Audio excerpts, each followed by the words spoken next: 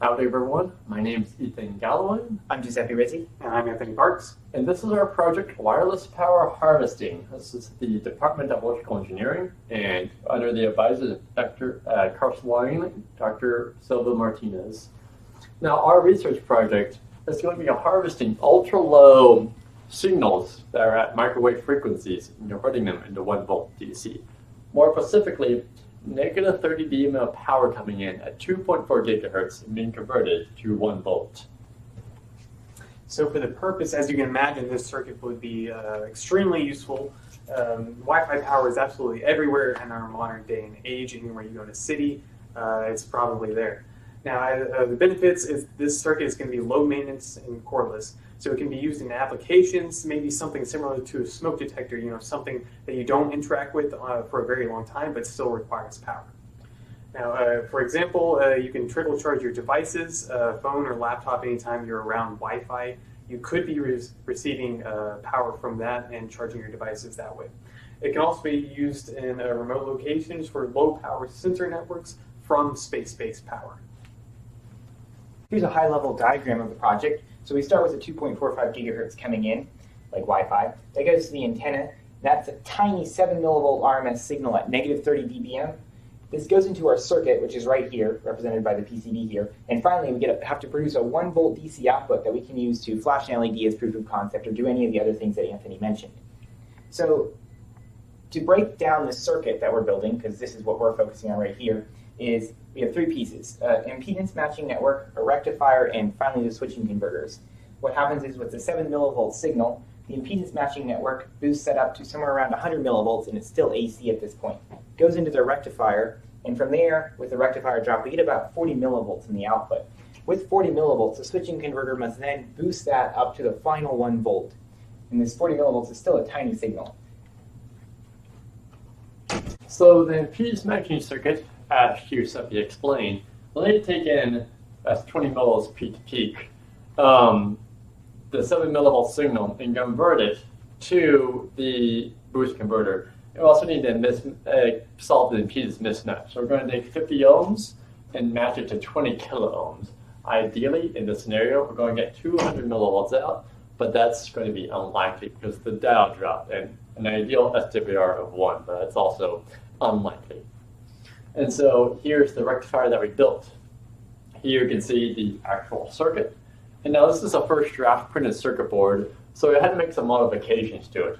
So I had to scrape off the solder mask because it's still a terminal strip, and here's the circuit. So this is our impedance matching network right here, the rectifier, and that's a test load we installed right there with the modifications.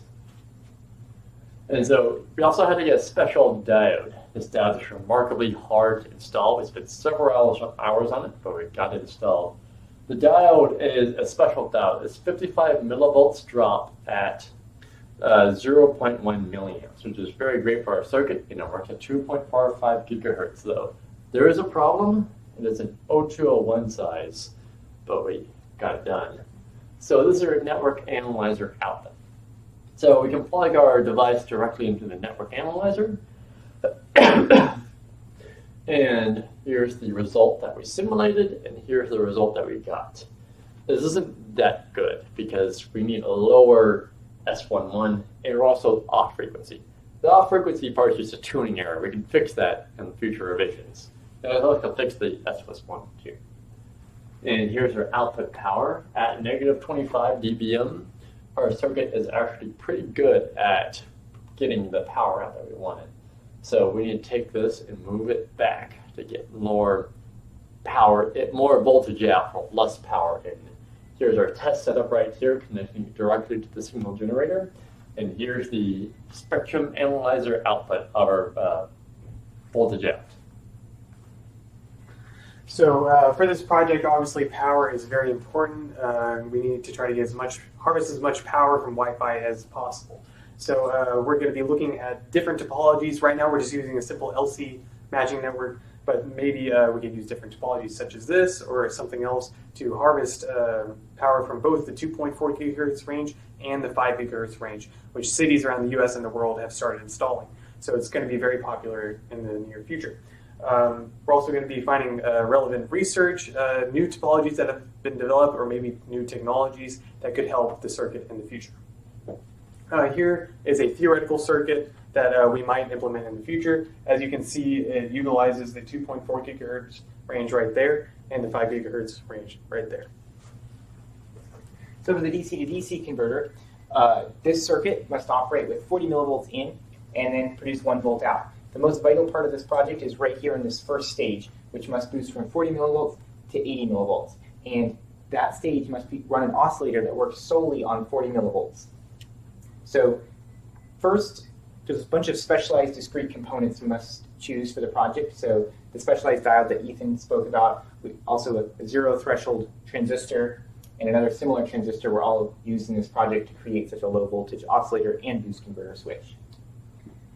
So the Colpitts oscillator is what provides the first stage boost converter with an oscillation as a duty cycle. And this is adapted from previous research on ultra low voltage oscillators. It's a very strong oscillator. At 40 millivolts DC, we get a 300 millivolt peak-to-peak signal. So putting that Colpitts oscillator together with the switching converter to run the switch, here's the results. We achieved 80 millivolts out at 43 millivolts input, which is at 80 millivolts we can run commercially available chips to boost to the final 1 volt. So this is a gain of about 1.88. We're working to optimize that even further. And so here's our total results from our first Rizzi board. This is pretty good for the first draft, but we can make it even better. So our input power can be lower and our frequency can be more correctly tuned to what we want. And we're going to get that 2.45 gigahertz input frequency by making several adjustments, bringing down the SWR, improving impedance matching, and furthermore, we're also going to integrate everything into one solid printed circuit board and have the RF in on one side, DC out on the other side, all in one circuit board. All right, thank you very much for watching our presentation. Hope you enjoyed it. Right after this, we'll show you a video of the circuit working in a laboratory setting at negative 18.8 dBm to 26 millivolts. Hope you enjoy it. Thank you. Hello, I'm Giuseppe Rizzi. I'm Aydin Galloway. We're at the Electrical Engineering Labs at Texas A&M University. And I'm here to show you the circuit. We're here to show you the circuit. So this RF signal generator is the only source of power for the entire circuit. We have 18.8 dBm coming in at 1.7 gigahertz into the circuit through these two wires, only source of power. Now the 1.67 gigahertz is a bit of a tuning error, but we can fix that in later revisions of the printed circuit board. So this circuit board right here is the entire impedance matching network and rectifier. After that, it comes into all DC, and here you have ultra low voltage oscillator here on the left, and over here on the right is a first stage boost converter. This does the initial boost. It has a 1 mega ohm load, and here you see the final output at the 1 mega ohm load. So we're getting 81 millivolts out with this negative 18.8 dBm input. And here, over here, I have it plotted. This is with a portable oscilloscope. It's showing the output. Very stable output, plus or minus 1 millivolt ripple approximately. And I'm going to show you also the output of the oscillator. It's a very strong oscillator at this low voltage. So put that in there.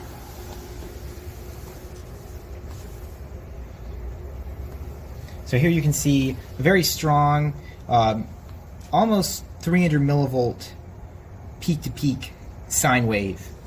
And with this 80 millivolt output, we can power commercially available chips, which can boost up to the final 1 volt that we require.